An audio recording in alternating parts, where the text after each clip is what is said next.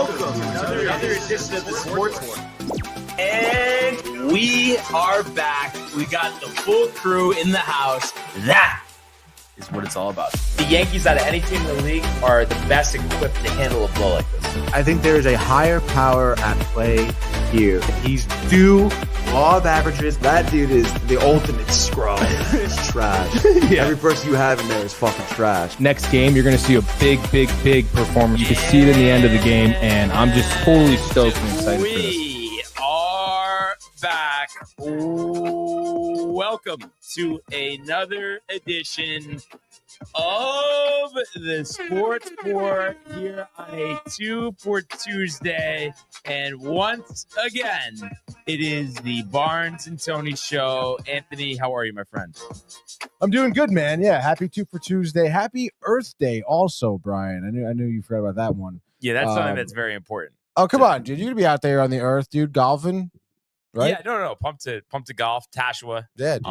Earth Day. And actually yesterday, wasn't planning on playing because I think I was talking to you about this, how I canceled, my other tea time, but then I ended up playing a gainer. And, and it was interesting because it really was not cold yesterday. It was gloomy, right? But it wasn't cold. No, not at all. No one out there.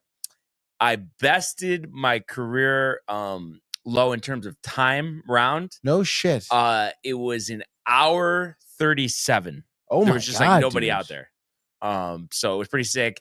And of course, missed a putt at the end to shoot 89 instead of 88.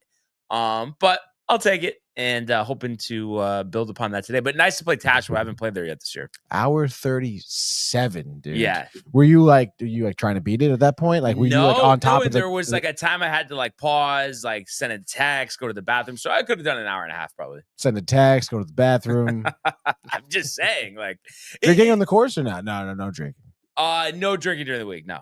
It was nice. And I know that seems like crazy, but when you're playing by yourself, you're not waiting for anybody. It really isn't that crazy. It's different when you're with more people or there's people ahead of you. It's not rushed. And I honestly feel like I play better that way. Is this Michael Bucket talking about Iron Eagle? I don't know, dude. Is it Michael Bucket? It's Matthew Ryan. Okay. Do you want to give him 60? I mean, we haven't had him on 60. for a little while, dude. All right, Matthew, stand by, dude. I mean, he's probably talking some nonsense. I can imagine. Yeah. About the Mets. Also, like, I don't know, man. Hold on, let me just put him through here. Talking too much. Matthew Ryan, you're congratulations on the new spot from Connecticut last week. Oh, thank you. Thank you, Matthew. Appreciate that, dude. Yeah, so I knew you were watching, dude. How's it going, man? How the carts? It's going pretty good. I'm just happy that you guys got that spot on the news and you guys are going to be one of the attractions in Connecticut. Oh yeah, thanks, man. I really appreciate the support. Yeah, thank you, Matthew. Nice of you to say. I just wanted to call about that. Of course, I didn't want to talk smack about the Yankees because they lost and it's pathetic. I mean, yeah, definitely tough. But yeah, loss, congratulations. Dude. Yeah. So that was it. There's something else. No. I just wanted to say that the Mets are still going to lose to the Phillies. Yeah. Sure. The fuck? What do you think about the Devils, dude? How about that, dude? Yeah, Devils important game. That was embarrassing. Embarrassing. Yeah, definitely tough loss. Hurricanes, obviously lots of depth. They play good defense, goaltending, et cetera. I don't know. At least we're in the playoffs. At least we made it to the playoffs. I guess you can say that at this point, yes. But I don't know. Do you have a beat on Luke Hughes? I know he was obviously got a little banged up last game. Is he gonna be playing tonight? Do you know? I have no idea. I'm going to look it up in a little bit. I just wanted to ask you, what do you think about them firing the Rangers coach? Yeah, we had to do it. I mean, yeah, that was something that was definitely a necessity. Room. It's a shame there's been a lot of turnover at that position, but you hope to get it right. And actually, Tommy was floating around yesterday on Twitter or X Spaces with Josh B, and everyone had a good time. Ernie as well. Knobloch possibly from Edmonton. Chris? I think it is Chris. It is just Chris. because I know you had mentioned this before about how he was the Rangers AHL coach in Hartford. Yeah, he was. So there's a tie in there, and then also we were dying laughing several times talking about McDavid, how he likes Knobloch, so that would potentially bring him to New York, and we were just getting a good kick out of you getting so tight about that. I mean, it's just probably not going to happen. Like, why would Knobloch leave the Oilers? No, it was just because of the tie to the organization. Right. If they give him a raise and, maybe he wants to be in the U.S., who knows? Yeah, maybe. Those two reasons would be the reason why. Yeah, for sure. Do you know, I mean, I guess we'll see what happens, I guess. Tommy suggested it, too. It's not me with some crazy idea. Tommy suggested it, not even getting a chuckle about you. I brought that up after, and he's like, oh, well, that makes it even better. I mean, I like Knobloch. I liked him when he was with Hartford, to be honest. I thought he was someone you could promote within the organization. Right. And obviously doing well for Edmonton, but what do you got? Sorry, I almost forgot you were here, Matthew. Do you think the Rangers are in rebuild mode? Because I really think they got to rebuild. It's a rebuild on the fly. Yeah, which sounds like an absolute shit show. Rebuild on the fly. A couple years ago, that ended up being a trip to the Eastern Conference Finals. Yes, no, I mean obviously it worked then. It's gonna be very difficult to do now, Matthew. I mean, you don't really have necessarily the prospects to move around to get better guys in at the moment, and you also have some bigger contracts. We talked about Panarin being one who is approaching free agency, but the Mikas, the Adam Fox, the Trocheks, I mean, those are guys you'll probably be seeing, to return. So, like Brian said, it's gonna be a rebuild on the fly, I guess. But we'll see what happens. I'm definitely a little worried, Matthew, but dude, I'm actually excited to see what it looks like next year. It's going to be kind of comical. Yeah, it could be comical. I would imagine. Hopefully, I know. In terms of starting with hiring the head coach, I guess Knobloch is possibly on the table. Excuse me, but it does start there. It'll tickle my throat. Allergies. No, but I think it's gonna be one of those things. There's gonna be a lot of moves, a lot of trades, and actually. I think it'll be one of those things where they're a better team because maybe the expectations will be off, some player movement. But I was telling Tony, Matthew, I mean, I am completely in favor of trading as many people as possible, obviously other than somebody like Gabe Perreault, unless it was for somebody like McDavid, which, of course, no. It's not going to happen. But that would be the only thing. But, I want to just trade as many people as possible. I think their performance on the ice, the weakness that they showed, letting whatever was happening behind the scenes kill their season, just showed their true colors. And that's why I want as many of them out as possible. Do you think Igor is tradable now? Igor? Well, I would say it depends what you're getting. I mean, I'm definitely am fine trading him, but you have to be getting good value back. I wouldn't just trade him for a 3rd round pick or something. I mean, good value, yeah, it would make sense. I just want to say, as a Rangers fan, as you guys being a Rangers fan, it must be difficult seeing the Rangers not in the playoffs, but the Devils in the playoffs. Yeah, I guess so.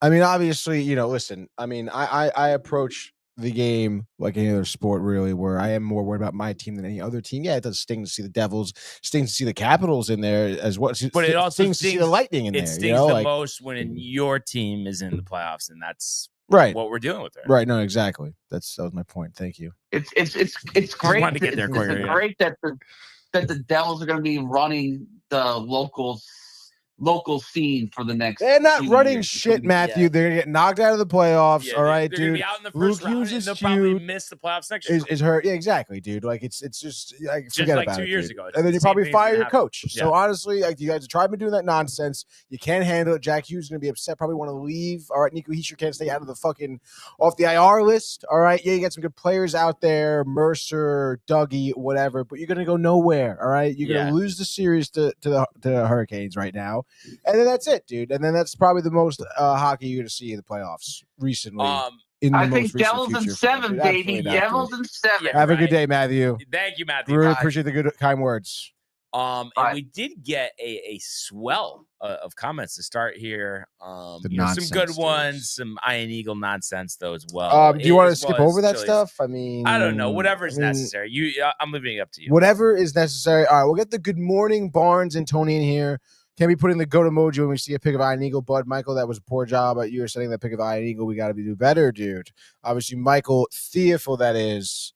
Sent the picture, poking the bear. But then I sent over the stuff. He's won awards. He's friends with Nance. It's just Michael can't let it go that he's wrong. I mean, it hurts him that Nance isn't calling the March Madness, but it doesn't mean Iron Eagle sucks.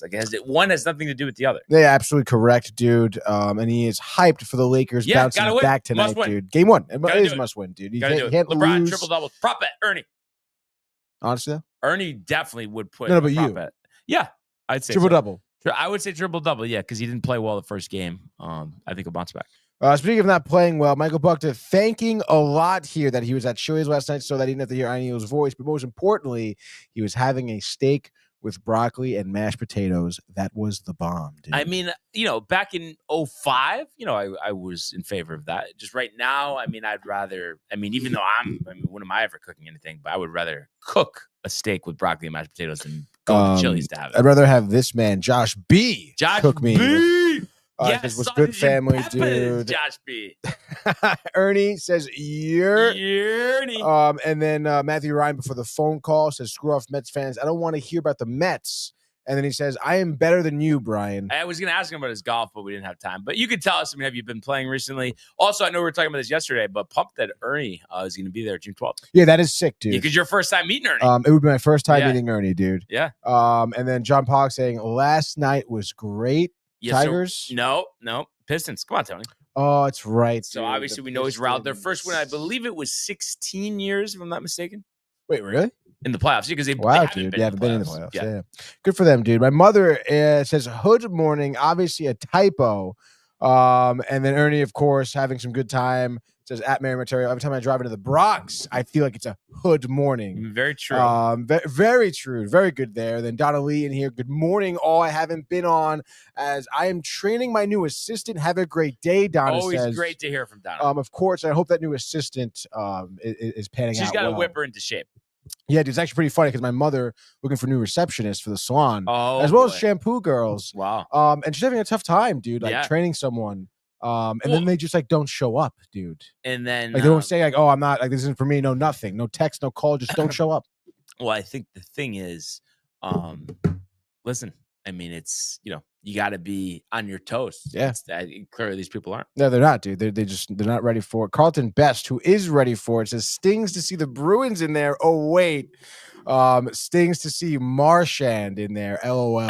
It is still pretty wild to see him in a Panthers jersey. Yeah. But honestly, good for Marchand for honestly getting out of there because the Bruins really, I feel like just didn't have it this year. No, dude, they've been spiraling out of control. Matthew Ryan, speaking of spiraling out of control, says the Devils are the best local team now, which is not true. Not true, dude. And Buckta, Eagle, I would say, whatever, you dude. could argue, obviously the season just started, but both the Yankees and the Mets are better than the Devils. Yeah, I think he maybe is just thinking of best local hockey team, just didn't specify, because that's why I was like, it's kind of weird to say. Yeah, it's yeah, maybe you mean hockey, but also you could say the Knicks, too. Yeah, the Knicks they finished higher. Yeah. So. Let's see what else. Michael Buckta says, Yerny, I will be texting you after the game late when we win. Make sure you have your volume on, Ernie. Dude, there's no doubt about that. If the Lakers win, he's gonna be pulling it up. But if the Lakers lose, quiet. There's gonna be trouble in paradise. Trouble in paradise. And then Michael Buckta saying that the NHL playoffs were on at Chili's last night. I can't believe the Canadiens almost pulled it off. Mountain View, me and Tommy were talking about that. Was a fucking wild game too, dude. And honestly, watch out for Montreal. All right, that was game one. You were in Washington. It took a little while for Montreal to get their skates underneath them. So I don't know. We'll see what happens. Matthew Ryan confirming local hockey team he means, and he says Lakers ain't losing, Brian. Okay, and then Ernie says D&D after 9 Do p.m. not disturb. So boundaries. Boundaries are good. And also, Michael, I'm expecting the Lakers to win, but I also didn't expect them to get torched in the first game either. So it just kind of just made me, give me a little trepidation. But I hope they get the job done. Yeah, I think they will. Yeah, you never know when it's going to be. Yeah. I think that's it. I think the caught up. Point is taken. That's for sure. And then Michael says, Yerny Timberwolves can't shoot threes that great forever. But I think it would be a good time to go to the world of Major League Baseball.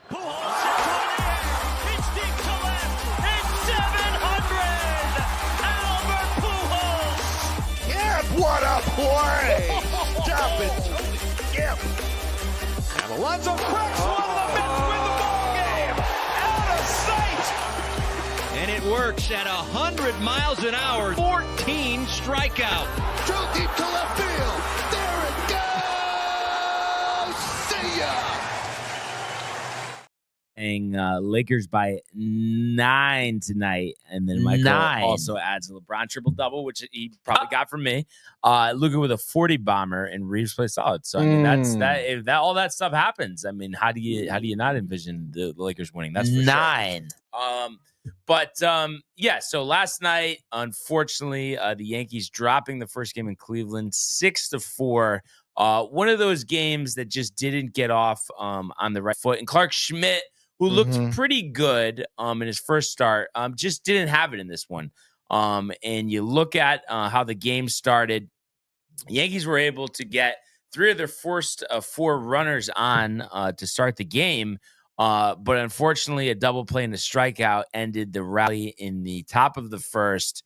And Clark Schmidt had some control problems in this one. 2 walks in the first inning. He was able to maneuver out of that. Did throw a lot of pitches. Nothing for the offense in the second. And then also bottom second, you felt pretty good. Schmidt, striking out 2 out of the 3 batters. So everything was good. Judge did, get a good piece of wood on Grant Williams, who they had bombed the last time they faced him in the playoffs last year. Was really, just had high velocity, and the Yankees were off balanced on the curveball, the splitter, the high heat, approaching 99 on the gun. So unable to get anything done in the third. Unfortunately, in the bottom of the third, Clark Schmidt running into some trouble. Giving up 2 singles to start off the inning to Rocchio and Kwan. And after striking out Nolan Jones to make it 1 out, we were talking about this with actually Brandon from the TCA on Spaces yesterday. The low and in to left-handed batters just not working for Clark Schmidt. Throws what looked like a sweeper, but just didn't have a lot of bite to Jose Ramirez. So he homers to right to make it 3-0. And that kind of set the tone, especially shortly thereafter. Next batter, Kyle Manzardo, also going deep. So that made it 4-0. And I believe he had homered off him in the playoffs last year as well. He gets 2 strikeouts after that, but he just, you just had the wrong taste in your mouth, giving up 4 runs that inning. So 4-0 hole going to the top of the 4th. Unfortunately, after Paul Goldschmidt, reaches on an infield single, showing off those wheels for a 37-year-old going on 38. Jazz, who has really been struggling, ropes one, but unfortunately right at Carlos Santana, easy double play. Volpe grounds out to end the inning. So you go to the bottom of the 4th, and unfortunately, Clark Schmidt running into some trouble again, giving up a leadoff double to Martinez. A Rocchio single scores him. He was able to work around bases loaded with 1 out, getting Jose Ramirez to fly out and Kyle Manzardo to strike out. So 5-0 going to the 5th. And again, Yankees unable to do anything with runners on. Reyes and Cabrera singling, but Austin Wells grounding into a double play. That was it for Clark Schmidt. So definitely a disappointing outing. 4 innings, 5 earned, 4 walks. You were just hoping to see him, build on that first start, which he looked pretty good. But it's all right. He'll rebound from this. It was just a tough day for him. And then Gomez able to retire the Guardians, without giving up any runs, just working around Arias 1 out single. 6th inning, Bellinger singles, but then the Yankees have 3 strikeouts between Judge, Goldschmidt, and Chisholm. Grant Williams just on his game yesterday. And then in the 6th inning, Gomez giving up another run on a Jose Ramirez single. So that one, and it was tough too, because on that play, it was a liner. Jazz could have caught it, but the bat I saw that towards him. But they were kind of not a good look. They were. I don't know who was it. I think Boomer was talking about this on the fan this morning. But just how the bat was 20 feet in front of him, the ball wasn't hit that hard. Could have caught it, save a run. Wouldn't have mattered anyway. But that just was unfortunate there. So 6-0 going to the 7th. And there was a couple bright spots to end the game. Unfortunately, not enough. Too little, too late. But after Anthony Volpe led off the 7th with a single, Jason Dominguez homering from the left side of the plate, 445 feet, so a bomb. So it was nice to see him go deep. Unfortunately, after that, Yankees unable to get any more runs across the board. So 6-2, bottom 7. Gomez still in, works around a 2-out single to retire the side. 8th inning, Paul Sewald in for Cleveland, and he gets Judge and Bellinger out to start the inning, but then a Goldschmidt 2-out single paves the way for Jazz Chisholm to the line one to right, an absolute bullet, 383 feet, made it 6-4. Volpe walks, so you're thinking, oh, maybe Dominguez again, tie the game, but Cantillo in. So Dominguez still kind of struggling from the right side, doesn't get too many at-bats there, strikes out swinging, so 6-4. Going to the 8th, Yarbrough in, hits Rocchio on the wrist. Somehow he, you see in the game initially, and then they bring in a pinch runner, but that one looked like it hurt right on the meat of the hand. But he does able to get the Guardians out there. So last gasp, a 9th inning. They don't go with Class A, but Cade Smith, who gets Ben Rice. So it was nice to see him, after getting hit on the forearm over the weekend into game. But he grounds out Oswaldo Cabrera, who had a nice game, did single to left, but then unfortunately Austin Wells striking out looking, and then Aaron Judge on the splitter, low and away, striking out swinging to end the game. So a 6-4 loss here. So the Yankees dropping the first game of this 3-game set in Cleveland.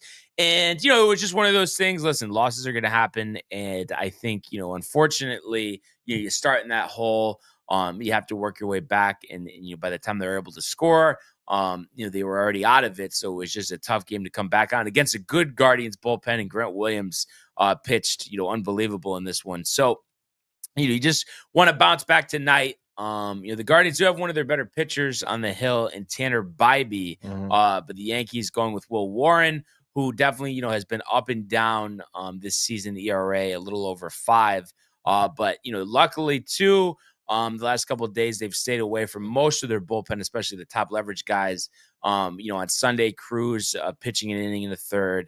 And then you had just yesterday Gomez and Yarbrough. So, you stayed away from, the Tim Hills, the Devin Williams, the Luke Weaver, so you have more of your top guys available. So you just want to see the Yankees, strike early against Bybee, who they did well against in the playoffs last year. Also, he hasn't been pitching well this year. So I think it's big to take advantage of that and, wait for your pitch. And I think, you'll be fine. And this did come out, I think, after the show yesterday, but Trent Grisham having a child. So he's on the bereavement. That's nice. So they did bring up Yorbit Vivas. So that's why Pablo Reyes got the start yesterday. So missing one of their hot hitters, but good news. I would think Rice should be back in the lineup after pinch hitting yesterday. And the whole thing here is you want to see Will Warren, who's had 2 pretty good starts this year and 2 terrible starts. Fortunately, last time out was terrible, only going an inning and 2/3, giving up 4 hits. So just if he could give you between 5 and 6 innings, and like I said, you have some of your better relievers available, and you just want to see him get the job done. So at the end of the day, the loss wasn't what you want, but you're 14-9 here, and you just want to grab this game today. Early start time again, 6:10 from Progressive Field. So we'll see what happens. And you hope too that the homers by Jazz and Dominguez kind of get them going. Too. Yeah, Jazz really needs to fucking. He had that strikeout. I don't know if you saw it, but 3 straight strikes, fastballs just didn't swing. So it seems to be going through it. And I don't know. I mean, listen, it's looked ugly. I'm still expecting him to turn it around. I get frustrated with him sometimes because I know how good he can be, but just sometimes, he just doesn't, it just seems like I don't know if it's like a stubbornness to kind of switch around the approach, but he just needs to do that. Yeah, it's annoying. I saw a similar thing with Miami. He does, he'll go 0 for 10, and then all of a sudden he'll crank a 3-run homer, a big 1-2, be all boasty about it, but then struggle to get better at bats after that. So, like you said, we'll see what happens. Hopefully he can tighten up in the field too. I know the broken bat is kind of he's good in the field. I'm not worried about him in the field. Defensively, we're great, honestly. So, we'll be all right. Just looking forward to getting back out there later this afternoon or in the early evening, Tony. And before we get to the Mets, I believe we had a couple more comments here. I think we did, dude. Let's see what we're going on here in the comments section. Wolves by 5. John Pollock here says Wolves by 5. Ernie clapping back here. Pollock, you're named after a fish. Hush your mouth. Wow. Matthew Gabriel House says, let's go. Come on, Matty come on. boy. He says, Anthony Material says, let's go Mets. Matthew Gabriel says, Tony, you Met boy rat bastard. You probably had a semi typing out the title for this show. I mean, I wasn't going to say Well, that's what he had anything. himself. Also, what was with like the flossing? I didn't understand that. The emoji? What? The, I don't know, whatever emoji you did after Yankees lose. What is that supposed to be? The Isn't it flossing? flossing? No, like flossing your teeth. That's what it looks like. What No, is like it your supposed- exhale, like, you know, I don't get. almost like a pout. But I don't see that from this emoji. I don't know why. I don't know what you're looking at. You But like that's. Wait, no. You know what I'm gonna do? I'm gonna look at on my phone, and you said pout, so I'm gonna put pout into the emoji search and see what comes up here. This is crazy, dude. The Yankees was one game, and all of a sudden, No, but like, there what the was, hell, especially because I've mentioned it was my fault for mentioning like how you do certain titles. So I'm sure that came into play. You're not for It does nothing. not- Yankees are doing well. You got Judge there in the thumbnail. 2 out of 3 episodes. You had Grisham in the middle, and you had like yay Yankees for all these episodes, and I get nothing. But one day, I have a pouting emoji next to Yankees lose, which they did, by the way. All hell is broken loose. I don't know. I think it's like, as they like to say, just No, the way. No, it's not just the way. I feel like you're just a little upset that the Yankees lost, and now you're nitpicking little things. I mean, first of all, Matthew brought it up, but no, so you I'm made not it. on You an but island. you Don't st- put no. me on an island. All right, fine. You and Matthew are on the island, okay, nitpicking little things here. And then I think JD knows what I'm talking about, and he says that emoji equals frustration, but Yeah, well, it still you looks pout like when you flossing. frustrate. I don't even know what flossing, like flossing your teeth. But- I don't know. but you don't see it like with the hands up, like Those are like that's air coming out of your nose. They're like clouds. Like okay, just to me, I guess I get it, but it doesn't make sense. I don't know. Maybe it's that Chromebook you got going And on. then It's- John Pollock with the LOL. Matthew saying, "So sick, dude. Let's go play golf." So I know he's riled to get back out in the course. And then, like we said, JD, good to have him here. Yeah. So I mean, it was frustrating, but like we said, we're on to the next one. And that's how you erase that feeling. You win today, and you hope to do that. So we'll have to see. But I know the Mets, Kev Dew, couldn't contain his excitement in the spaces last night. Really? How was I mean, he? How was he? I mean, there was a couple quick things and then trying to get us going, but we're like, dude, there's no Mets fans in here. So I don't know what, you're not really going to get anything out of us. Like, There are no Mets fans in the spaces yesterday. No. How many people were there in the spaces? 10? I All swear right, there. that's not like that bad. Yeah. But anyway, I know you're dying to rub it in, Tony. So what do you got here? Listen, I'm not dying to rub You it can in. I'm see just it all over his face. I mean, listen, dude, that was a great game. Obviously, albeit entertaining. Mets will make you bite your nails a little bit towards the end. But in any case, the Mets do take game 1 here against the Phillies, which is huge.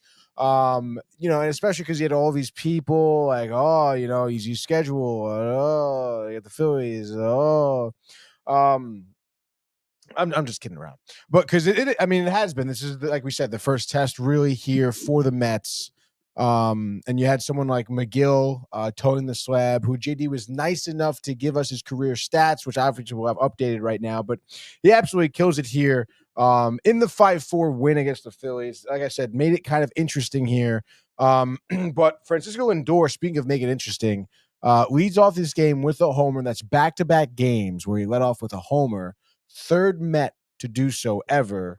The other two, Curtis Granderson, and well, hold on. oh, I thought like you knew this. No. Okay. But is this something like, I don't know, in the last 10 years? 10 years now. 20 years. 20 years. Yes. 20 years. Maybe 25. Ricky Henderson? No, No. close. You're probably not gonna get it. International player. International. Not Akbayani. No. I'm pretty sure he only Juan played Lagares? with the Mets No, for no. maybe like 6 seasons. Okay, I'm not gonna get it. Who is it? Kaz Matsui. I do remember Kazmatsu. Mhm. Bust. Bust. Yes. Bust. Big bust. Big old bust, dude. Better than Jason Bay and Roberto Alomar, though, or no?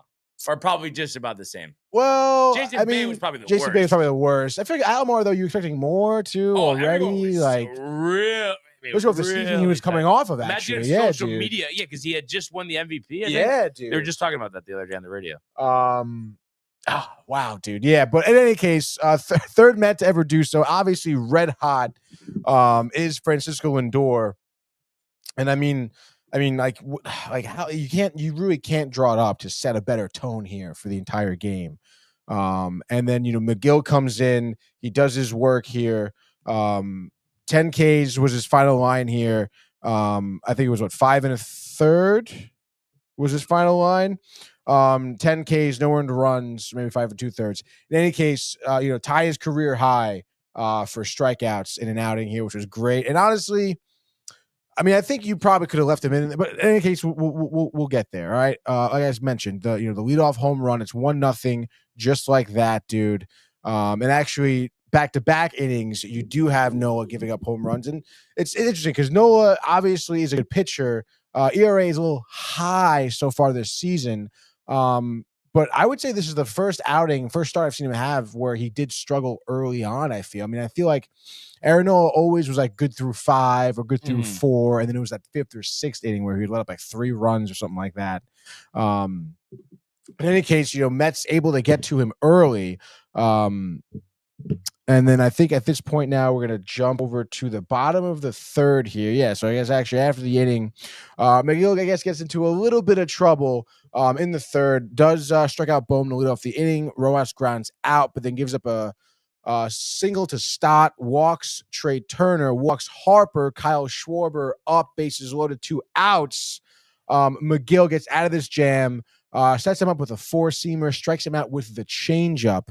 So obviously Schwarber, a bat you want to avoid in big situations like that. I think he has 7 career grand slams, and I want to say at least 2 of them were against the Mets, to be honest, because I feel like I remember that often, him hitting a grand slam like that. But in any case, 3rd inning, you have an opportunity here for Juan Soto, dude. Taylor leadoff single, and Lindor gets walked. I don't know if you saw this.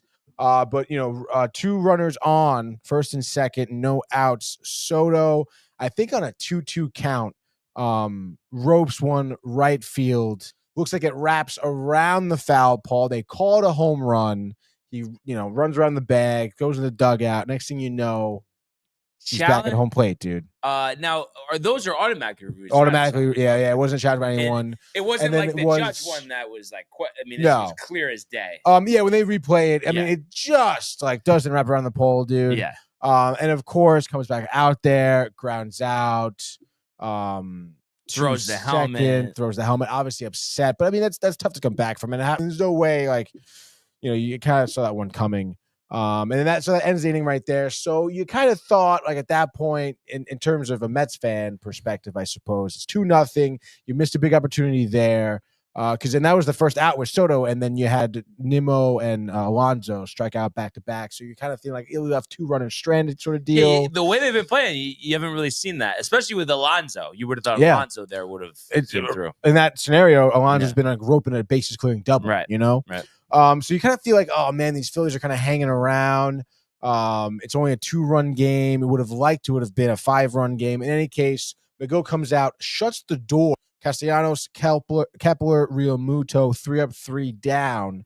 Nola comes back out, does the exact same thing against the Mets. And then we're going to fast forward here to the 7th, actually. This is after, top 6, whatever. McGill had walked Harper to lift the inning. Gets Schwarber to fly out, but then they pull him. So like I mentioned, I guess 5 2/3, the 10 Ks. Great outing for him, dude, especially if you're asking a bunch from him. You bring in Garrett to close out the inning, dude. Max Kranick in the 7th comes out. That was 3 up, 3 down for him. He's been absolutely lights out. We'll get to him in a second. But then 7th inning here, Aaron Nola still in the game. Again, obviously, Phillies know his deal. The 1 blow-up inning kind of settles down, whatever. Gets Torrens to ground out. Acuna singles here to left. And this is where you get some great speed action. Walks Beatty. So Nola struggling with some location. There's a 5-pitch at bat. Beatty with a pretty solid eye there. They bring in Ruiz. Ruiz pitches, I think, a changeup. Taylor grounds out. Fielder's choice to 3rd. Beatty's out at 2nd. They try to turn 2. They don't. Taylor's speed, which plays a huge factor in the next at bat, because then when Doer's up with 2 on, Acuna and Taylor, runners at the corners, and obviously we know what he does here. Second pitch of the at bat, 4-seamer, middle, ropes that 1 yard, second home run of the game, 412 feet to dead center. That opens up the game 5-0. Soto grounds out to end that inning. So not having a great night was Juan Soto. Had a piece of hair on my phone. Oh my God, dude. Yeah. No, I'm not done yet. Top of the 9th, Max Kranick comes in, or remains in, dude. Makes it a little interesting here. It gives off a leadoff double, Remuto singles to center, which scores Kepler, who is on second. So like that, it's 5-1, and then boom with a single. So you have runners first and second. There's only no outs, mind you. They've cut the deficit to 4. And it was the first time, again, like Kranick, first time in his career, you're asking him to go 3 innings, pitch the 7th, 8th, and then you put him in the 9th. So I think for me, I think Mendoza was pushing his luck a little bit. He saw this 5-0 lead. He didn't want to use Diaz. Couldn't use Stanek. Probably didn't want to use, honestly, anyone else really in that instance. So I think he tried to stretch Kranick a little bit too thin here. And he versed the heart of the order to start the 9th too. So I think that was a big ask from Mendoza here. But I mean, I don't know. Obviously, hindsight 2020. Kranick's been great all year. I don't discount him at all because of this. But Diaz comes in, gets Stevenson the fly out. Stott 3-run blast, helps my fantasy team, but makes Mine it 5-4. well, but you against me counteracts it. So of course, right now you're up like 9-1. But it's early on, so Tuesday. Yeah, no, it'll dude. change. It'll change. Relax. Yeah. But then Diaz, it's so funny, dude.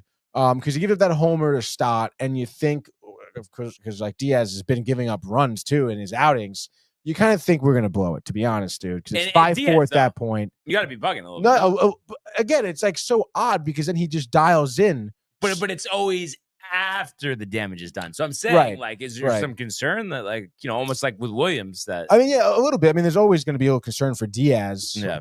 Maybe Stanek. Just because of his track record. Hey, listen, if Reen over there is good, or Ryan Stanek, if he's, again, like the last time he was out, he gave up a run again. But if he maintains course, yeah, I mean, I don't think anyone's job is guaranteed here. Right. And again, obviously it didn't hurt you that bad right now because you have the 4-run lead. But it's interesting because, again, I mean, you mentioned like when, after the damage is done, but it's like you're versing Turner, who's an on-base machine, has speed, and then you have Harper after him, and you pitch four pitches to Turner, get him to strike out, swinging on a 4-seamer right past him, okay, and then you get Harper to look like an absolute fucking fool. By the way, a 3-pitch at bat, 3 sliders, looked at 2 of them, swung at the third, or looked at the first one, swung at the other 2. Just had no idea what was coming out of Diaz's hand, clearly. And this is Bryce Harper, mind you. Right. So, like, this is Bryce Harper known for tying it up against the Mets, like in a spot like this. A solo shot, bottom of the 9th, or top of the 9th. I mean, that would have been a huge spot for Bryce Harper. Diaz shuts the door on him, wins the game for the Mets at that point. I mean, obviously, you asked Diaz, start the homer, whatever, but Kranick to give up those 2 runs, too, that were, on the bag there. So, obviously, take it with a grain of salt. Diaz has not been great. I mean, you want him to be a little bit better. Very interesting that he went to his slider 3 times, to be honest, against Harper. You would imagine it would have worked in that fastball. But, hey, I mean, maybe he's recognizing that the fastball is clocking at 97, 98, not really seeing the 101 that we want to see. So, I mean, listen, if he has to go to the slider to get these strikeouts, that's fine. But obviously, I would want him, in a 1-run game, I would be a little weary to still bring him in. So I guess we'll see what happens. We'll see what Stanek continues to look like, because he's been great too. But I mean, like I said, at this point, I think the closer role is still kind of up in the air. You're still going to put Diaz in there, but keep a keen eye on him, dude. Yeah. So, be interesting to see how that situation plays out. You don't give a shit. I mean, I was just saying it'll be interesting to see how it plays out. Dude. I don't know. I mean, Diaz. I don't know. It's just like, this is kind of a big year for him, like pivotal in terms of like the direction of his career. Yeah, I mean, there is no, again, I mean, you think of last season, the injury during the World Baseball Classic, still kind of recuperating from that. But, again, 2 seasons ago, he was one of the best closers in baseball. That's what you want to retain. That's what you want, coming out of the bullpen. in a big moment is you want that Diaz, obviously. But he hasn't really shown face since that season. Yeah, You a know? long time. Yeah, dude, it has been. Is it approaching 3? Is this the 3rd season or is it 2 seasons? I think this is the 2nd season. This is the 2nd season. He just missed But like all of last year almost. Exactly. So I guess you want to give him some leash. He's not losing you games necessarily. But if he pitches like this, he will. I mean, yeah. If there wasn't a 4-run lead, then obviously, you're grateful for that. But you got some things to look forward to. Like I said, striking out Turner and Bryce Harper. I mean, those are big names to be striking out. So obviously the stuff is there. You got to harness in the right moment. You're taking hoping to get a 5-game win streak going here, which is, I mean, what an answer, by the way, after the first time since the Astros series, right? You lost back-to-back games. You answer with a sweep, and then you win game 1 against the Phillies here, your first test, okay? Big test today, though. Christopher Sanchez on the hill versus Griffin Canning. Canning's been good, obviously. Last time out, it's serviceable starts. I think he's better than what most Mets fans would have anticipated from him. In terms of what Sanchez, right? His last time out, I think it was 7 innings against the Houston Astros. I want to say like 10 Ks, maybe even a dozen strikeouts. I would say the key to, even though his control's been on top of it, you'll get his walks. I don't think he has many walks this year either, Brian. He's been very solid, bright spot out of the rotation. Yeah, for the Phillies, yes, and the league. I will say, I think the key to the Mets' success, obviously you want some of these bats to come alive against Sanchez, but realistically, I mean, I think if you have these patient at bats, Bae's been having a good eye. Soto, we know how good his eye is. Even Alonso, laying off those sliders low and away that Sanchez likes to throw. You start laying off those pitches, make Sanchez pitch more. Try to get to this Phillies bullpen, because this Phillies bullpen in the last 3 games, they've thrown 10 innings, 18 earned runs, Brian. That's crazy. So obviously their bullpen is going through it right now. And obviously we saw what the Mets did the bullpen last night as well as their starter. But I think for now, dude, you let Sanchez kind of pitch to you a little bit. You run up that pitch count. Hopefully, he gives you 6 innings as opposed to 7. Maybe you put one up on him. Canning puts up a serviceable quality start here. You get to the Phillies bullpen. You make it 2 in a row against them, and you look for the sweep in the 3rd game, which will have Peterson pitching. So it's a good little look-ahead spot for that. But I would say if the Mets do that, I mean, they can, I think, win this game, maybe a little bit lower scoring. Well, I guess we'll get to our picks. I don't want to go at the score quite yet, and speaking of the picks, I was kind of running through. I know the Yankees lost by 1 the other 2 games. Not sure about the totals, so I'm thinking I went 3-3 or 4-2. Did you update them or did you need to? No updated. Needed the update, dude. All right. I could assist you with this. So I had the over with the Yankees, so I hit with that though, right? So 1-1, right? Definitely. You had Yankees in the over. Yes, and then did I have Giants in the under? You had Giants in the under. So that's 2-0. So that's 3-1. And then I also had Braves in the over. Braves lost. No, they won. They won in the over. There we go, dude. So that's 5-1. 5-1, dude. On the night, dude. That's sick. That. I had Mets and the under, which I would imagine went over. So that's 1-1. Right. And then I had Sox and the over, so that's 2-2. Right. And then I had the Blue Jays and the under, so it's 3-3. So I'll take that. I'm building myself a little lead here. You are building yourself a little lead here. Did you add it up? No, but I think I was. You were up. 8-4. Yeah. So you're 5-1. So it's 13-5. Wow. So we wrote that down. 13-5 before I do anything else. 13-5 for B, and then T here. I was 7-5, and I went 3-3. So it's 10-8. And how about Ernie? He's big on these prop bets. Hit on a Ramirez and Jazz anytime homer. The only thing that I don't like with that, and I understand, it's 2 separate things, but I mean, I guess you saw it coming, but I don't know. You know what I mean? That's kind of like you wouldn't bet on a team that's opposing your team, is what you're saying. No, would you? I mean, I've taken them in for our pick segments, but I never bet again. I never bet that. Basically, you probably wouldn't. Honestly. I probably wouldn't. Yeah. But I mean, would you say that doing prop bets is a little bit better than obviously having the team cover Still the the spread or same win thing, outright. though. I don't want to be Same watching thing. a game rooting for Jose Ramirez to go deep. Like, I understand at the end of the day, I mean, it's about dollars and cents here, but I would have a tough time, like, having that type of bet out there. So you just straight up would never do it. Never. And then it's so funny. He says, Barnes, you're looking very 18-hole-ish today, going to the green. He is. I will be there, Ernie. We got to get Ernie out on the course. He'll love it, honestly. He doesn't realize it, but he needs to be out there. He says, I don't pick winners against my team, but Schmitty gives it up. LMAO. That's a good one. What are you going to do? But hopefully that, he's over this rough spot and he'll bounce back next time. So what are the totals here? You're 13-5. I am 10-8. Okay. So I like that start, and I like the momentum going into today's MLB 6-pack brought to you by the Hearst Law Firm. Absolutely, dude. I think I picked first yesterday, right? Yes. So you can take this one away, So dude. I will take the New York Yankees here. So I'll go with the over again, too, just because I know, Warren, I mean, what are the chances that he's going to pitch 5 shutout innings? Yeah. But I think he'll go 5 1/3, 2 earned, striking out 6. And I think the Yankees, Bybee has been struggling. I think they jump on him early. I say like 4 runs in the first, tack a couple on through the bullpen. And it's an easy, I'm going to say 8-4 victory for the Yankees. So we'll say Yankees in the over. And speaking of Ernie prop bets, Mr. Judge hasn't been hitting too many home runs lately. Got robbed of one with the replay in Tampa.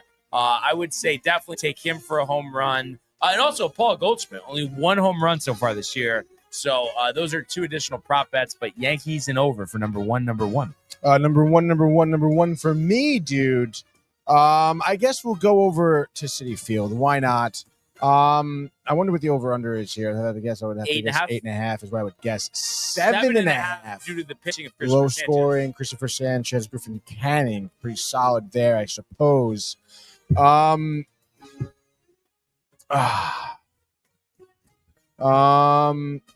Yeah, Mets looking to make it 6 in a row, dude. I mean, I say they do. I'd say the Mets make it 6. So give me the Mets for sure. 7.5, dude. That's low. Obviously would have killed it yesterday. Nola not good though. I say give me the Mets in the over. Why not, dude? Sanchez, first bet start of the year. Why not against this hot lineup?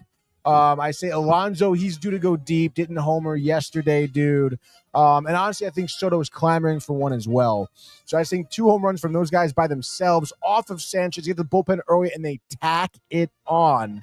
I say Mets take this one. I'm going to say 7-4. Why not, dude? So give me Mets and the over by number two, Brian. Number two. And yes, number 2 here. Let's see what we got. I am going to go with tough. the give me the Mariners at Fenway Park. Brian Bayo making his debut here. Looking to build on that 5 ERA from last year, Riley. Going up against Bryce Miller, one of the top young arms in the game. It's been a little uneven. I mean, 3.43, not terrible, but it's had some good and bad. And I think there's more good here. The Red Sox, staying afloat. But I think Bryce Miller will dominate this lineup. I'm going to say 9 strikeouts over 6, letting up 2 earned runs, and Julio Rodriguez, a 4th inning grand slam off Bayo. The difference in this one, and that's going to be your final score, 4-2. So give me the Mariners and the under. Mariners and the under, dude. Oh, let me write that down. Sorry. So Seattle and the under. All right, let's go to my next game here. Let's go to Chicago. Why not Wrigley Field, my guy, as the Cubs are getting ready here for a 3-game set. Actually, just a 2-game set, actually, against the Dodgers here, who are visiting, obviously, from LA. You have Dustin May towing the slab against Shota Imanaga. A pitcher's duel here, I think. Dustin May getting the starting role here. Injuries riddled his career. Not great, but so far, through a few starts, pretty solid, dude. Obviously not getting the length he wants. We know how good Imanaga is. So I would say give me the Dodgers here. I don't know. I mean, I guess the Cubs maybe will put one up. Is it Happ? Yeah, I think Ian Happ, I want to say. Pretty sure he's on my fantasy team. Doing pretty solid. Couple game hit streaks, whatever, dude. He puts one out. And then I want to say maybe Dodgers, 8th inning. Freeman puts one out, 2-run blast. Dodgers win this one 2-1. It's going to be Dodgers and the under, dude. All right. I am going to go to Kansas City. You got Bubick going up against Feltner. Rockies, obviously one of the worst teams in the league, will be battling all year with the White Sox for that honor. I think Bubick stifles this Rockies lineup. I think 6 shutout innings. I think the Royals all over Feltner.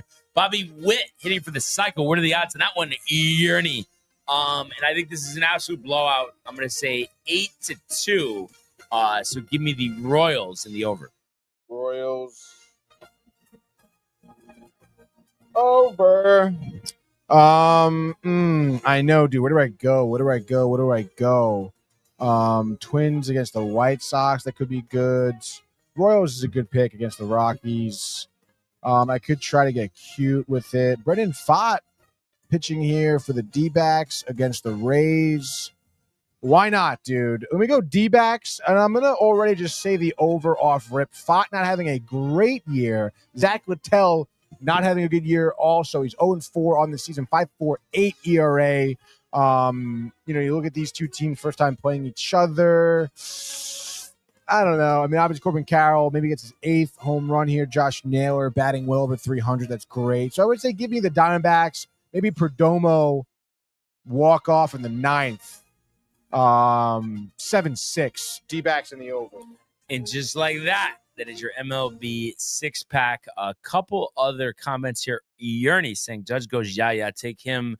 Paul for an RBI and Dominguez for a hit. Your Yearney Yankee 3-legger of the day. Josh B with the Yearney call.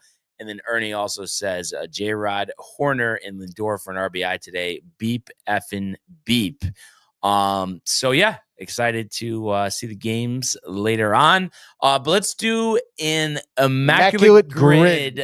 Yearney's favorite time of the day. Absolutely, dude. Immaculate grid. What do you know? Another day, another Yankee column, dude. What do you know? All right. So right off the rip here. Thank you, Pittsburgh. What do you got? Willie Randolph. Isaiah Kiner. All right. I guess we can do IKF. There we go. I guess we have the music back up a little bit, maybe. Hey. There he is. Isaiah. You think it'd be too much? No way. No how. And this is going to be an all-time low because I've used this one before on different Carlos Beltran.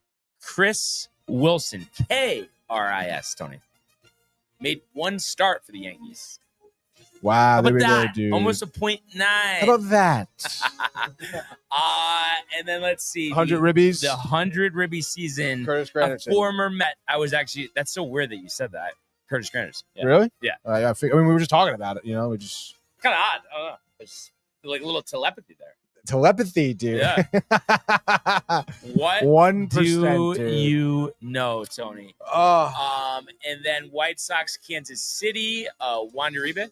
Or wait. Or Wilson Bettman. Wilson Bettman. Yeah. .3. There we go, dude. All right. And let's see what else we got here. Sox Pirates. In the grid, then lunch. It's a tradition. Speaking of lunch, what's for lunch for you today, Tony? Anything good? Yeah, probably. I could run it back with the deli sandwich. I made one yesterday with the ham cappy, the mozzarella, the spicy peppers, dude. I think I will. Put some more Italian bread too, dude. Before class. There's time. And he says Jose Contreras. Okay.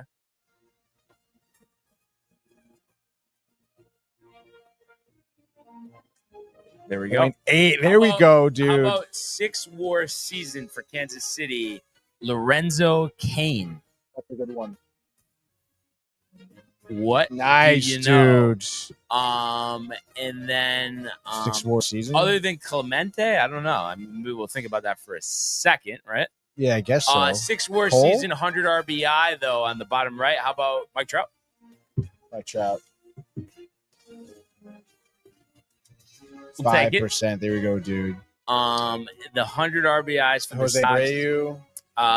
And then you got Jim Thome, Frank Thomas. I think Konerko. It had to have had 100 RBI season. All the home runs he hit. Yeah, I guess so, right? Go Konerko. K.O. 14%. 15%. What are you going to do? Nothing. And then the 6-war, I mean, anything Pirates 6+, Honus Wagner. I think go with Honus. No one's thinking about that. I know Josh B was saying Brian Reynolds. I'm not positive about that one. Honus 33, Tony. So, I mean, it's a good number. Quick, efficient, Nice and easy, dude. Out. I mean, that's what you love, right? Exactly, dude. Symmetrical, Tony. I think very symmetrical. Very honestly. symmetrical. Yeah, Brian Reynolds is the 1 year. Bobby Bonilla. Interesting if Reynolds or Bonilla. Brian Reynolds. Let's look at it. I'll check Bonilla. Yeah, that's. I know you don't I want to wanna search look his at him. name. Yeah.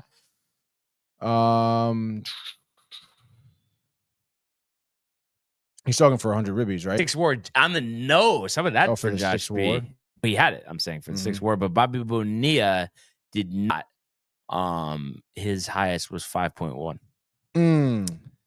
and for the Mets, his highest WAR was 3.2. 1993. Did have 34 jacks, All right, here we go. so that was something. That is something, dude. 34 of them. All worth it. So yeah, like I said, let's get back to the winner's circle tonight. Yes. But let's go to the world of the National Hockey League. Here he comes. McDavid shoots. Top shelf. He scores. Captain with the overtime winner. That's the middle. That's a world-class hit right here. Tomsky stepping. Rink made the full split save. Are you kidding me? Turn. Side of the net. Between the legs and they score. Filthy. David Pasternak. The silver trophy to the Golden Knights. All right, so we did have an action-packed slate last night on the ice. NHL, 4 games, and believe it or not, all of them one possession. First one of the night between the Capitals and the Canadiens goes to overtime. Ovechkin, the game winner, so his first career overtime playoff goal.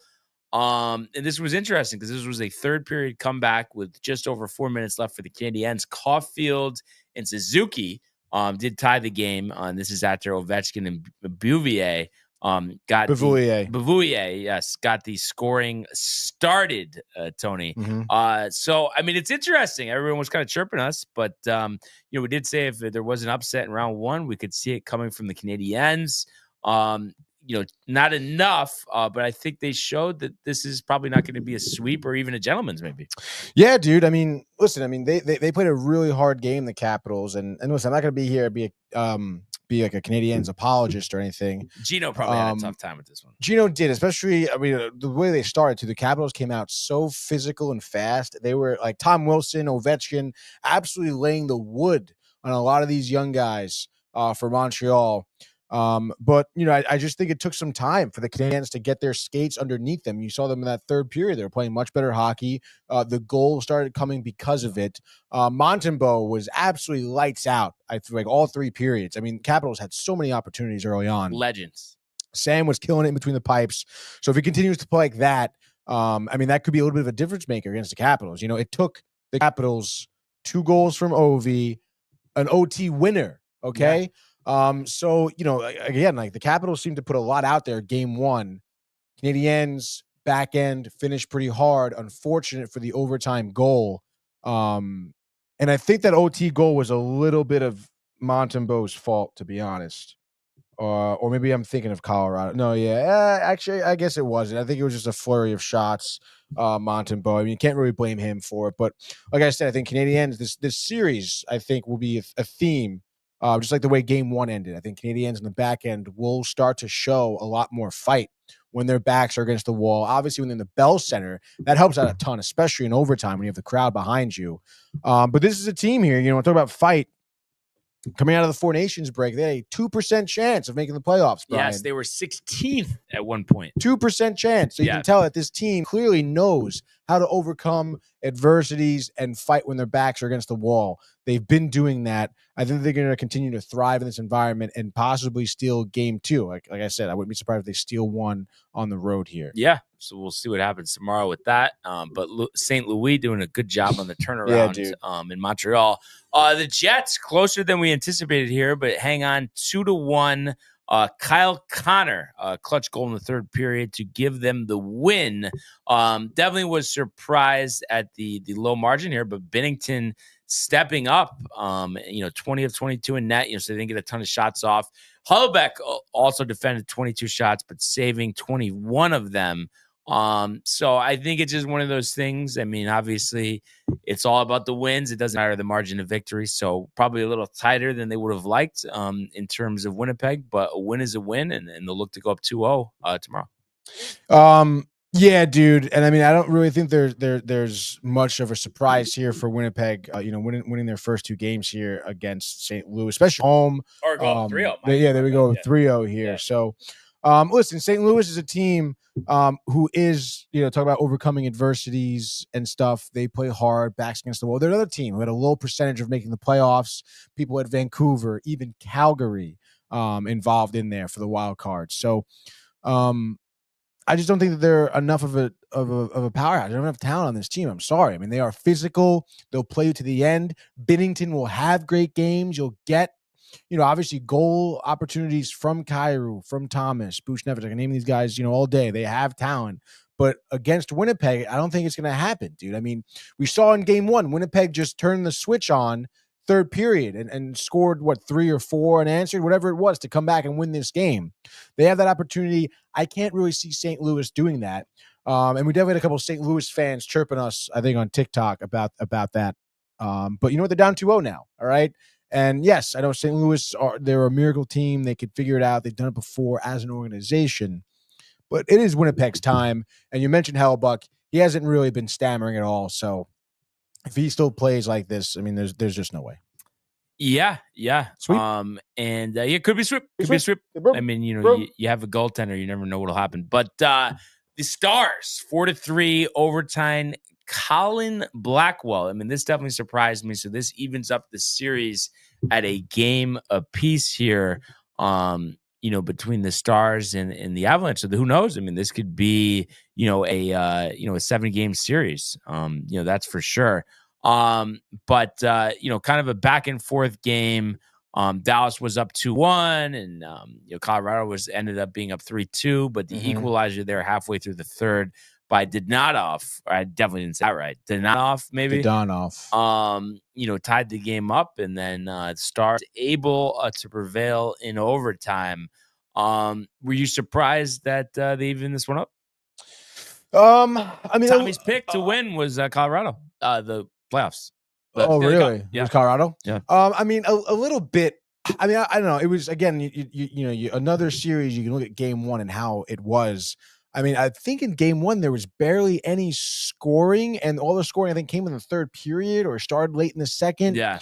You saw game one with two teams, Colorado and Dallas, both having great all-around teams, but really timid in game one, kind of testing each other out. And then this one, there were 4 goals, right, by the middle of the second period. Yeah. So, I mean, again, like now this is game 2. They kind of understood each other. Obviously, a lot more scoring.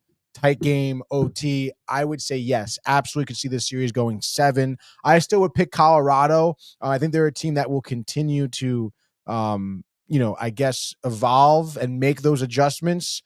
And Dallas, listen, I like Duquesne a lot. Obviously, to see Tyler Seguin win something would be tremendous, or win something again, I guess. Because I think he was on a Boston team that won a cup, I believe. But in any case. I don't know. I just feel sometimes their stars aren't always consistent. Like the Colin Blackwell. Okay, like is he going to be consistently getting you goals? Mason Marshman, maybe, probably, but like, you need someone like Rantanen to really step up, get on the score sheet. Rupe Hintz, obviously, and I guess Robertson's been injured, right? So I mean, obviously, not having him, I think for the longevity of this series will start to hurt you. Again, I think it was nice that Dallas slipped one past Colorado here. I think this is one where Mackenzie Black did kind of give up this goal pretty poorly. May I add? I think it was one where he would like the puck ended up like he didn't know where it was, but it was right in front of him, and he kind of saw it, and then he started moving, and then they just ended up going 5-hole because he started moving too much to scatter to the puck. But it was just if you just like calmed down and settled it, it probably would have been would have iced it, would have had a face off, whatever. But in any case, dude. I can see this one going the distance, but still Colorado. Let's go. And then, I mean, obviously the craziest game of the night here. The Kings end up edging out the Oilers 6-5. Denault with his second goal of the game, the difference in this one. But this is a game the Kings almost till the end of the second period led 4-0. Squandering that lead, the Denault gets the goal at the end, but kind of interesting. I mean, I definitely didn't expect Edmonton to, start in that type of hole. And Stuart Skinner, who was great on their run to the Stanley Cup Finals last year, definitely struggled in this one with the 6 goal allowed. Now, I know you're, I'm sure, happy with the result here, but that's right. Do you think this is a sign of things to come? I mean, obviously, we've seen Darcy star in the playoffs only a few years ago with Colorado, where it's going to be this high scoring, or you think this is more of an anomaly, Tony? I think it's a little bit of an anomaly, I guess. I mean, especially with the way the scoring was for Edmonton. I mean, listen, I think the Kings, I think, have like the second best defense in the NHL. Yeah. All right. Which is why you saw the Oilers being stifled up until the last 5 seconds of the second period. And it's interesting because you think of them having great defense. You think of Darcy specifically, a guy who won the cup with Colorado, not having great stats. His stats this year are outstanding. Okay. He averaged 2.02 goals against and a 922 save percentage. Nobody's coming. That's like top 5 in the league. Okay. These stats for the season, mind you. And he had obviously a tremendous record with LA. And obviously we know what Skinner could put up. So the goaltending matchup there is a little bit iffy, but I would anticipate that Kemper has better games because some of those goals that were given up were a little bit his fault, I think. I think he was not as aggressively defending the net, which is tough because obviously when you have, McDavid skating 25 miles an hour at you and he's dangling the puck so fast you can't even see it, obviously you're going to be a little bit further back in your net. But because of that, he was giving up those goals in the third. And obviously, I mean, that's what the Oilers do. When they start striking, they strike pretty hot. Okay, when it rains, it pours for them. And that second period goal by Draisaitl with 5 seconds left in the period was a huge momentum changer. You saw it on the face of those players. Another team that obviously has overcome adversity. It's also faced a lot of losing. Okay, so they're a team that's going to be hard to put away. I don't anticipate Edmonton scoring this much, or the Kings, to be honest, in upcoming games. Maybe you still get the overcalls. Maybe you see a 4-3, overtime win or whatever. But I would imagine Kemper tightens up, and honestly, I would imagine Skinner does as well. Oh yeah. Because again, he had some good stretches this year. Obviously, the numbers are not near what Darcy is, and it does sound like a broken record. It's another playoffs year where we're saying the Oilers, their goaltending isn't really that great. It's like, when are they really going to learn to have a better goaltender? But obviously if they can score on a dime like that, they are obviously going to be always dangerous. The Kings got to keep their defense tight, and don't fizz out. I mean, that's what that is. Third period, Edmonton's, they're still skating hard. LA's not, Yeah. But obviously the Kings to score 6, I mean, they're I don't know if we're getting a phone call. This is an actual phone call coming in here. Realtor? New York number for 917. Saul? I don't think so. Let's see right here real quick. Good morning. You are live on the Sportsport. What do you want to talk about? Am I speaking to Andy? Who's calling? This is Leo from How's it going? All right. What was it from? Don't know. New Energy, maybe? No. Don't care, dude. But let's go Kings. Crazy Byfield. Great job. You'd imagine Kopitar, tomorrow dude. night be much watch TV. Oilers will look to even up that series. It's just the late games. Yeah. Did then it's you like overtime, did too. you watch some of it or? Yeah, I watched some of the Capitals game was on in my house, and so was the Kings game, but I fell asleep, obviously. So. What time were you lights out by? 11? I was like 20?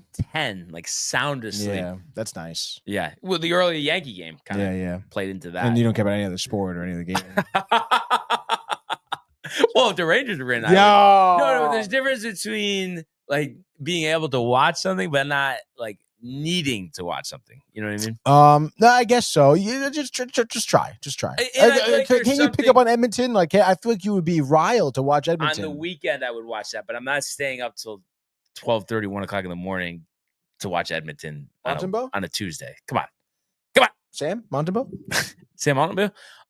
So we do have 4 games tonight. Devils, Hurricanes, Senators, Maple Leafs, Panthers, Lightning, Wild, Golden Knights. This is Tony. the game. Now, if you had to pick between the Devils, the Senators, the Lightning, or the Wild, what would be your yearny upset pick of the night?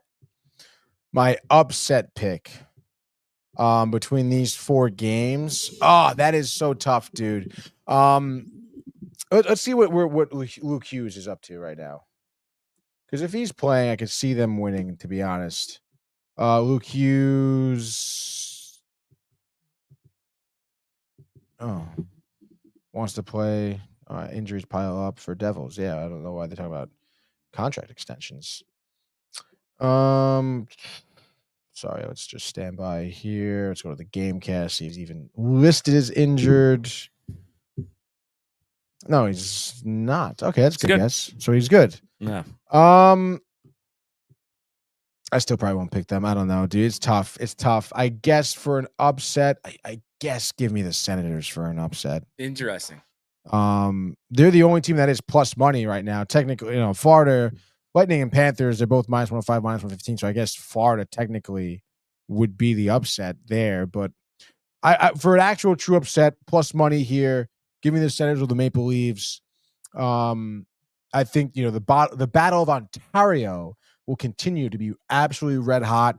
Ottawa is a tough team to put away as well. I mean, they're physical. They play hard. They have a solid goaltender. If they can, play some better defense, keep the Leafs, as many goal scorers as they have a little bit at bay, I think they can squeeze out a win on the road. And I mean, it's going to be tough for any of these underdogs really to win, to be honest. But again, if I pick one, I would pick Ottawa for tonight. I would go with, and I know you were saying, they're still in minus, but there's still less odds. I would definitely go with Tampa. But I think that it's going to be a 7-game series, honestly. Mm-hmm. But I kind of like, I know it's maybe a little against the grain, probably not too much, but kind of like Tampa in the series. I just like their team this year.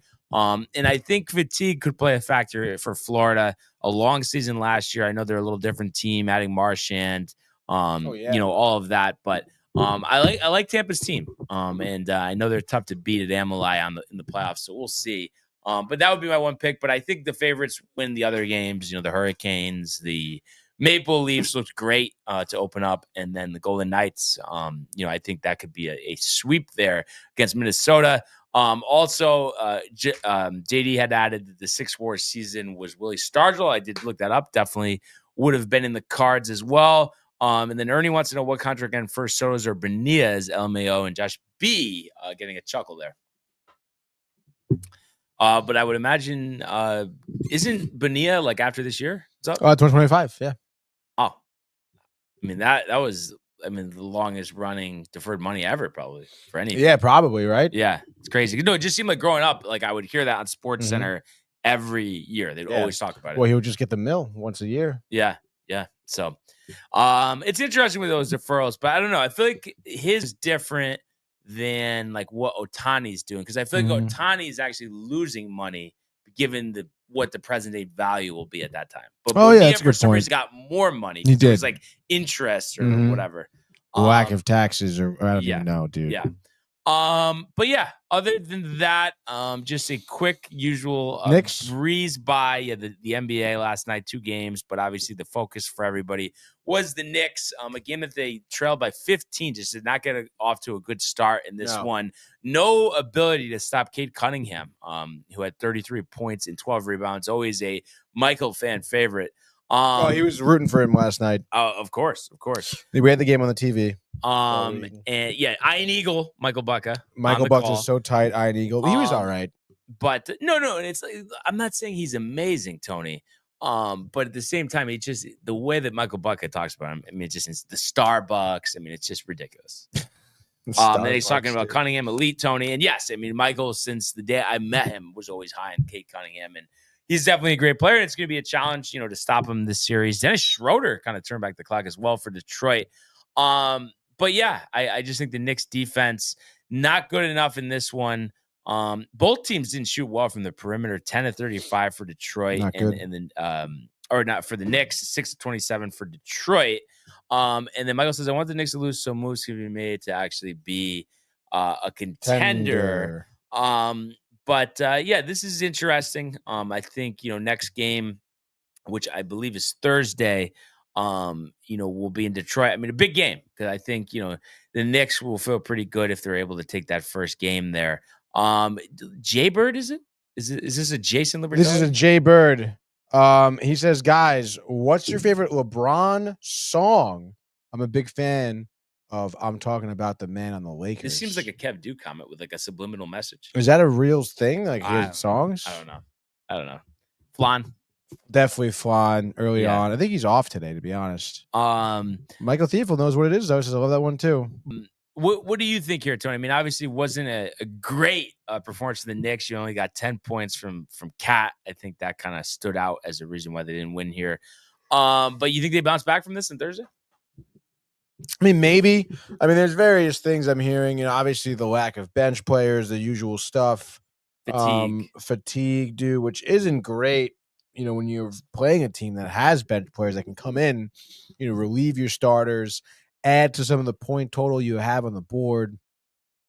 And again, when the Knicks just, aren't hitting threes, they're making some dumb plays, dumb passes. There were some bad turnovers, as there will be. Mm-hmm. But when you're playing a team in the playoffs like this, you got to keep it tight, dude. I feel like they got to limit those chances, those opportunities they're giving up, and hone in on their own shit. So I don't know, man. I would say that they don't. Are they on the road?